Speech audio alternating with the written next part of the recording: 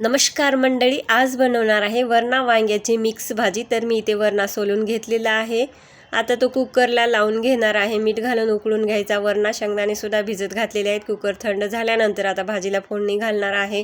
कढई घेतली, तेल घातले, गरम झाल्यानंतर त्यामध्ये जिरे, मोहरी, कढीपत्त्याची फोडणी केली। लसूण घालायचा, कांदा घालायचा। कांदा छान मऊसर परतल्यानंतर त्यामध्ये टोमॅटो घालायचा। टोमॅटोही छान परतून घ्यायचा। टोमॅटो परतल्यानंतर त्यामध्ये बारीक चिरून वांग घालायचं, भिजत घातलेले शेंगदाणे घालायचे, हळद, हिंग, लाल तिखट, चवीपुरतं मीठ घालायचं। वरणा उकडताना सुद्धा मीठ घातलं होतं पण इथे थोडंसं कमी मीठ घातलेलं आहे।